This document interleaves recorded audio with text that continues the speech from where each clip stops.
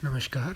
पिछले वीडियो में हमने लॉज ऑफ ऑस्मैटिक प्रेशर, परासरण दाब के नियम, इक्वेशन ऑफ सॉल्यूशन, विलियनों की सामान्य समीकरण, कैलकुलेशन ऑफ ऑस्मोटिक प्रेशर, परासरण दाब का परिकलन, calculation of molecular weight from osmotic pressure measurement, परासरण दाब मापन से अनुभार ज्ञात करना आदि टॉपिक्स पर चर्चा की थी।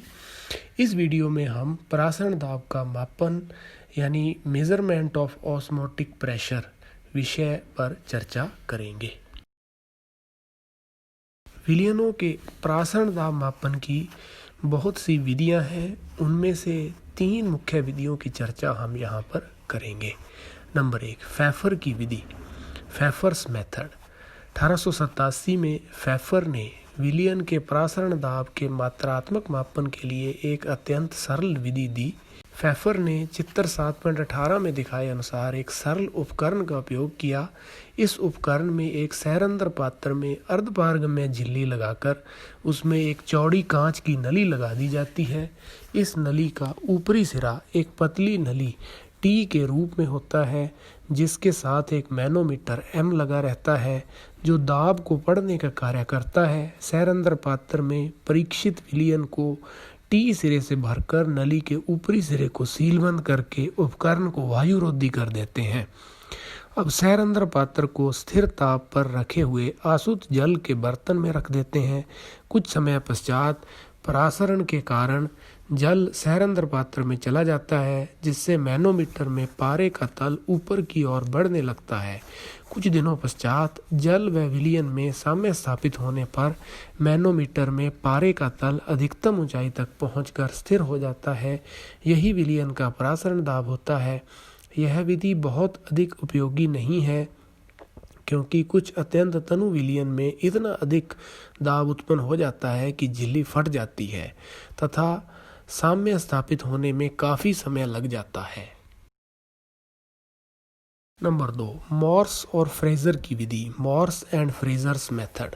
मॉर्स और फ्रेजर ने 1905 में फैफर की विधि के जो दोष थे उनको ध्यान में रखकर अनेक संशोधन किए। इन्होंने सूक्ष्म कणों की मिट्टी से बने एक से ही आकार के छिद्रों को एक सैरंध्र पात्र लेकर इसमें विद्युत विधि द्वारा कॉपर फेरोसाइनाइड की अर्धपारगम्य झिल्ली बनाई, जो कि एक समान, सेहत, कॉम्पैक्ट तथा मजबूत झिल्ली है।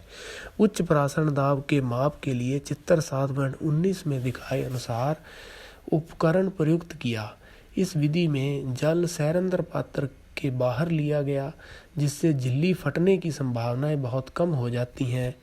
इस पात्र को कांसे या ब्रॉन्ज के सिलेंडर बी में फिट कर दिया, जिसके दूसरी ओर एक नाइट्रोजन का मैनोमीटर मजबूती से जुड़ा होता है।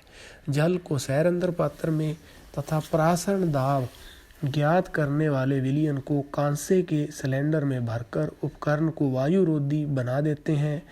कुछ समय में परासरण के कारण जल विलियन की ओर बहने लगता है तथा सिलेंडर में आयतन बढ़ जाने के कारण मैनोमीटर में पारे का तल ऊपर की ओर बढ़ने लगता है। जब पारे का तल स्थिर हो जाता है तो उसे नोट कर लेते हैं। यही विलियन का परासरण दाब होता है। मोर्स तथा फ्रेजर ने इस प्रकार से 91% सांद्रता तक के शर्करा विलियनों के परासरण दाब ज्ञात किए तथा पाया कि सबसे सांद्र विलियन का परासरण दाब 273 वायुमंडल था। बर्कले और हर्टले की विधि, बर्कले एंड हर्टलेज मेथड। बर्कले तथा हर्टले ने 1904 में परासरण दाब ज्ञात करने की एक विधि दी, जो उपरोक्त दोनों विधियों से अधिक उत्तम तथा उपयोगी है। इस विधि में परासरण को रोकने के लिए बाहर से दाब लगाया जाता है, जो परासरण दाब के बराबर होता है। उनके द्वारा प्रयुक्त उपकरण चित्र 7.20 में दिखाया गया है। दोनों ओर से खुले हुए सैरंध्र पात्र को, जिसकी दीवारों में कॉपर फेरोसाइनाइड झिल्ली लगी हुई है, कांसे के बाहरी सिलेंडर में सील कर दिया जाता है। सिलेंडर में एक जलरोधी पिस्टन, एक दाब मापी प्रेशर गेज लगे रहते हैं। सैरंध्र पात्र में एक कोशिका नली तथा दूसरी ओर संचयक या रिजर्वॉयर लगे रहते हैं।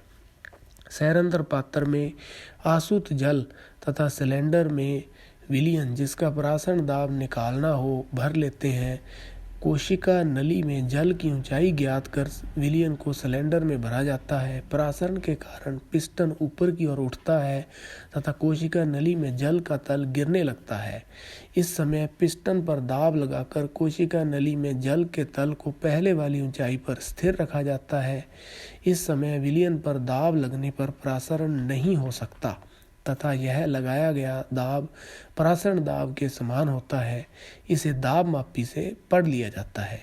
इस विधि में पूर्व दो विधियों से समय कम लगता है तथा साम्य शीघ्र स्थापित हो जाता है।